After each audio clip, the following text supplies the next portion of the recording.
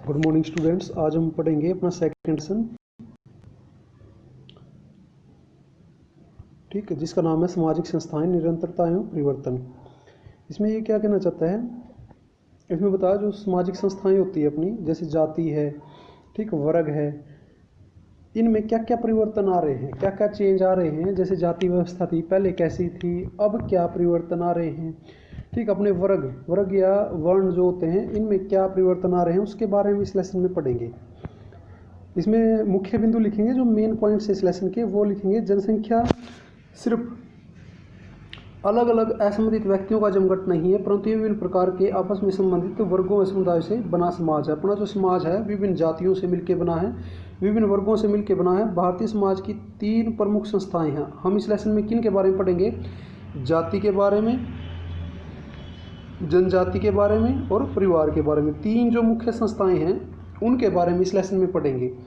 तीसरा क्या, जाति एक सामाजिक संस्था, जो अपना फर्स्ट क्वेश्चन बनेगा जैसे कि जाति किसे कहते हैं, जाति की विशेषताएं कौन सी है, ये आपको पहला क्वेश्चन बनेगा। जाति किसे कहते हैं, इसकी कौन कौन सी विशेषताएं हैं। जाति एक सामाजिक संस्था जो भारत में हजारों वर्षों से प्रचलित है। जाति शब्द ये यहाँ से लिखना आपने। जाति शब्द अंग्रेजी भाषा के शब्द कास्ट, जो कि पुर्तगाली शब्द कास्टा से बना है, जिसका अर्थ होता है शुद्ध नस्ल। भारत में विभिन्न शब्द वर्णों और जाति के लिए प्रयोग किए जाते हैं। बेसिकली जो कास्ट शब्द है, आपके मन में आता होगा कई बार कि ये जाति शब्द कहाँ से आया है। ये ना पुर्तगाली शब्द है कास्टा, उससे मिलके बना, जिसका अर्थ होता है नस्ल। नस्ल क्या होता है, जैसे ना अफ्रीका में कई प्रकार की नस्ल पाई जाती है, तो उस नस्ल के लिए कास्ट का यूज करते थे। लेकिन भारत में ना जाति के लिए इसका कास्ट का यूज करने लगे, उसको जाति कहा जाने लगा। बेसिकली ये नस्ल से आता है। जैसे चाइनीज नस्ल अलग होती है, साउथ अफ्रीकन की नस्ल अलग होती है, उसके लिए कास्ट यूज करते थे। लेकिन इंडिया में एक जैसे आदमियों के लिए भी जाति का प्रयोग किया जाता है। वर्ण का क्या अर्थ होता है, सेकंड क्वेश्चन लिखेंगे आप। वर्ण का क्या अर्थ होता है, रंग। भारतीय समाज में 4 वर्ण पाए जाते हैं, ब्राह्मण, क्षत्रिय, वैश्य और शूद्र, ठीक है, इस प्रकार के ये पाए जाते थे। जाति एक व्यापक शब्द है जो कि किसी वंश, ये इसमें ना विशेषताएं हैं, जाति की विशेषताओं में लिखेंगे आप।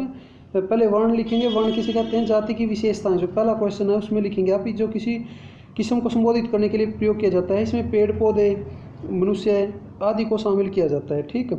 इसमें ये विशेषताएं हैं जाति की। वैदिक काल से बहुत विस्तृत और कठोर नहीं थी, इसका मतलब चेंज किया जा सकता था जाति को, लेकिन वैदिक काल के बाद यह व्यवस्था कठोर हो गई। जाति जन्म निर्धारित होती है, ये भी विशेषता है। विवाह, खान पान आदि के कठोर नियम बन गए, ये भी इसकी विशेषताएं हैं, ठीक है। जाति को 2 समुच्चयों में जाना जाता है, भिन्नता व अलगाव, संपूर्णता व अधिक्रम। इसमें क्या क्या जाता है, प्रत्येक जाति अन्य जाति से भिन्न है। शादी, पैसे, खान पान संबंधी नियम है सभी पे, कि किस किस की शादी में जाना है, किस की शादी में नहीं जाना। फिर है आधुनिक काल में जाति औपनिवेशिक काल व स्वतंत्रता के बाद का प्रभाव है। ज़्यादातर जो अपनी कास्टिज्म में ज़्यादा चेंज आया है वो ब्रिटिश शासकों की वजह से आया, क्योंकि वो ना एक दूसरे से बांटने का प्रयास करते थे। इसमें ये क्या कहता है, आधुनिक काल में जाति पर औपनिवेशिक काल व स्वतंत्रता के बाद का प्रभाव ज़्यादा है। ब्रिटिश शासकों की कुशलतापूर्वक शासन करने के लिए जाति व्यवस्था की जटिलताओं को समझने का प्रयास किया। 1901 में हर्बर्ट रिजले ने जनगणना की शुरुआत की थी। तो अपने इंडिया में सबसे पहले जनगणना कब स्टार्ट हो चुकी थी, 1901 में, और रॉबर्ट रिजले ने स्टार्ट किया था ये, ठीक। फिर है उन्होंने क्यों स्टार्ट किया था, भू राजस्व व्यवस्था के लिए। वो ये चेक करना चाहते थे कि किन जातियों में ज़मीनें ज़्यादा है, ताकि टैक्स लिया जा सके, राजस्व इकट्ठा किया जा सके। फिर इन्होंने क्या किया, 1935 में कानून बनाया था। अनुसूचित जाति और जनजातियों को कानूनी मान्यता दी गई। इसमें जातियों को शामिल किया गया जो अपने उसी काल में सबसे निम्न थी। उन्होंने देखा कि किन जातियों की स्थिति बिल्कुल निम्न थी, तो 1935 में कानून बनाया गया और उनको इसमें शामिल किया गया। आज़ाद भारत में राष्ट्रवादी आंदोलन हुए, जिसमें दलितों को संगठित किया गया। ज्योतिबा फुले, पेरियार परिवार थे, ये पेरियार से रिलेटेड थे। बाबा अम्बेडकर इन आंदोलनों के अग्रणी थे। इन्होंने ना काफ़ी आंदोलन किए जाति व्यवस्था को बराबर लाने के लिए, जाति व्यवस्था में सुधार करने के लिए, क्योंकि बहुत सारी कुरीतियाँ आ चुकी थी। राज्य के कानून जाति प्रथा के उन्मूलन के लिए प्रतिबद्ध या कुछ ठोस कदम उठाए गए, जैसे अनुसूचित जाति जनजाति को आरक्षण दिया गया, ठीक है। आधुनिक उद्योगों में जाति प्रथा नहीं है, शहरीकरण द्वारा जाति प्रथा कमजोर हुई है। अब ये क्या कहना चाहता है, क्या चेंज आया है। पहले जाति किसे कहते हैं, इसकी विशेषताएं लिख ली। फिर इसमें ये इंपॉर्टेंट लिखेंगे कि आजकल जो आधुनिक युग में जाति व्यवस्था वो क्या है। आधुनिक उद्योगों की वजह से जाति प्रथा बहुत कम हुई है। क्यों, क्योंकि सभी वर्कर जितने भी फैक्ट्री में वर्कर हैं सभी इकट्ठे बैठ के खाना खाते हैं, एक दूसरे से सहयोग करते हैं, तो जाति प्रथा उनकी वजह से कम हुई है। शहरीकरण, शहरों में कोई भी एक दूसरे को जाति से नहीं जानता, तो शहरीकरण से भी जाति प्रथा कमज़ोर हुई है। और क्या कहता है ये, सांस्कृतिक व घरेलू क्षेत्रों में जाति सुदृढ़ हुई है, लेकिन जो गांव है, गांव में जाति और सुदृढ़ होती है। अंतर्विवाह, इंटरकास्ट मैरिज, मॉडर्नाइजेशन अप्रभावित रही तथा कुछ लचीली हो गई। इनसे ना कुछ तो चेंज आ रहा है, लेकिन कुछ सेम टू सेम ऐसे ही बनी हुई है। फिर आपका जो नेक्स्ट क्वेश्चन बनेगा वो इम्पोर्टेंट क्वेश्चन है ये, संस्कृतिकरण, या 1 या 2 नंबर में आता है।